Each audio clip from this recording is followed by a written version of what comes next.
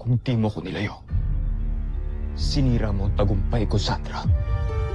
Ngunit kailangan ko kayo iligtas sa pagkakataong yun, Joffrey.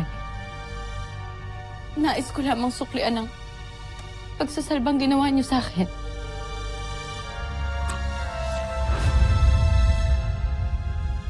Hindi ko kailangang iligtas mo ko. Karangalan ng busan ang nakataya sa labi namin ni Steve Armstrong. At sinira mo yun. Hindi mo ba naiintindihan yun, Sandra? Joffrey! Nak, Sandra! Huwag kang mangyalam dito. Yan ang aking utos.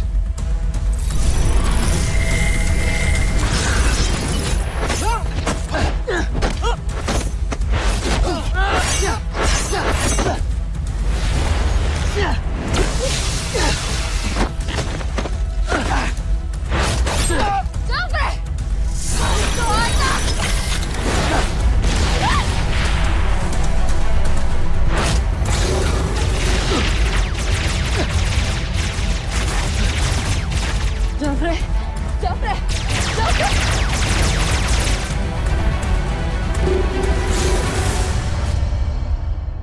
Nagkamali ako. Patawarin niyo ako, Joffrey.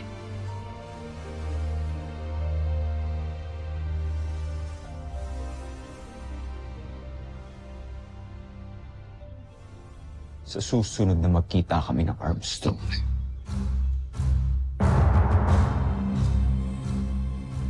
hinding-hindi ko na siya bubuhayin pa.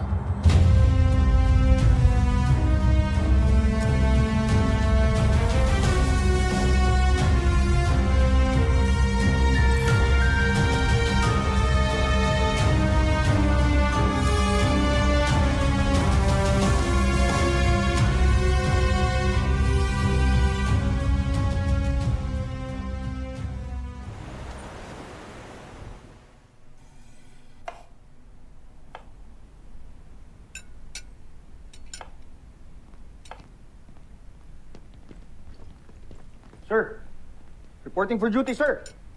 At ease. Sir, bakit niyo po pala ako pinatawag dito? Well, it's just an informal report lang naman. Kamusta yung status ng team? Kamusta si Jamie? Sorry, mistake. Here. Sige, General.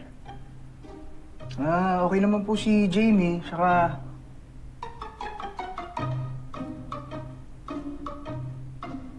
Okay naman po silang lahat.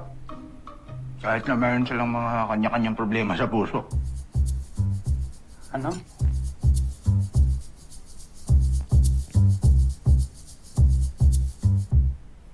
Ano tong tungkol sa problema sa puso? Ano yung sinasabi mo? Ay, kasi po, di po, General, si Mark po kasi, tsaka si Kuya Steve, may problema sa puso. Masyado po silang naparami ng kain ng protein, kaya nagkaka-heartburn. Big Bird, hindi kita pinapapunta dito para bilugin ang ulo.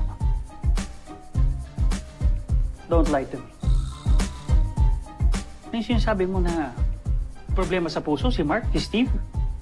Anong kilalaman nito kay Jamie, sa anak?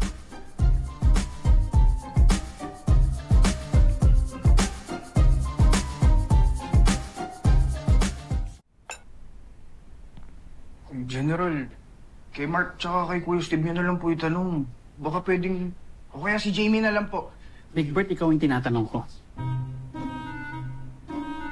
Parang napaka-chismoso ko naman po, General. No information, no stake.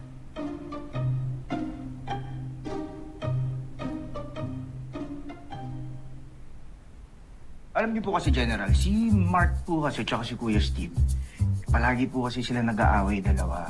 Hindi lang naman dahil sa trabaho, magkaiba sila ng ugali. Pinag-aawayan po kasi nila si Jamie. Pareho po kasi silang in love sa anak niyo, General.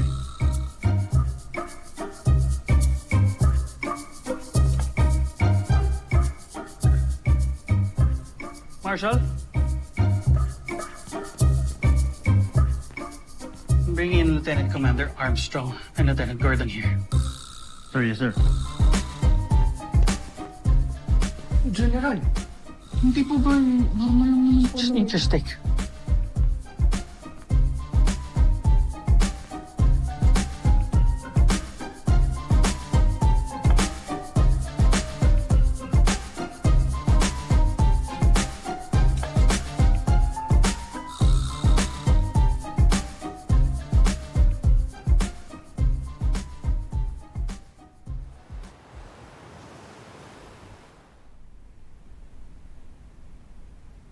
May nagawa ka bang kasalanan, Mark?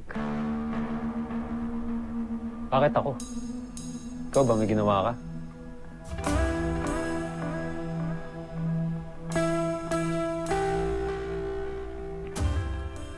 Uy, Egbert. Bakit may pinapatawag ni General dito? Kuya, kasi... Sorry, kuya. Na-squill ko kasi kay General Robinson na nag-aawayan niyo si Jamie. Ha? Ano? Bakit mo siya? Attention!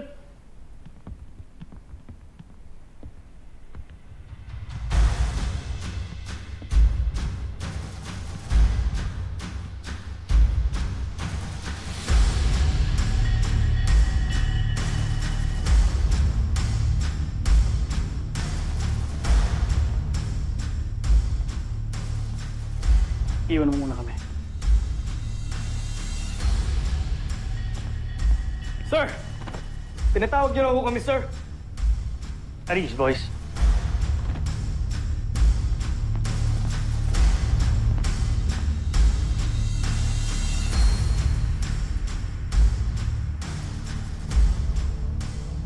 I heard a rumor. Wala akong kaalam-alam. Kaya nagulat din ako. Gusto ko liwanagin niyo sa akin ito. And I want you to be real men sa pagsagot ng totoo.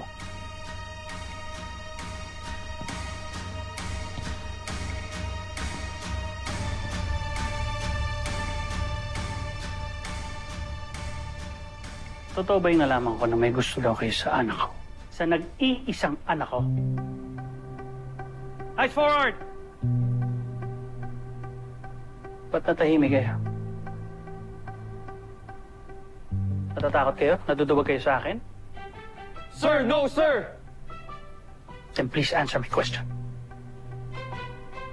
Sir, mataas ang respeto ko sa inyo, sir. Sir, ganun din po ako, sir. Ginagalang ko po kayo, sir.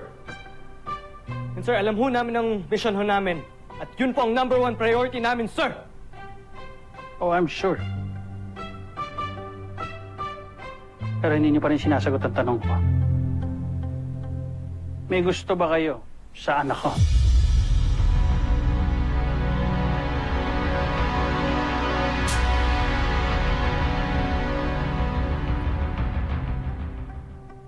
I mean, sir, mabait ho si Jamie.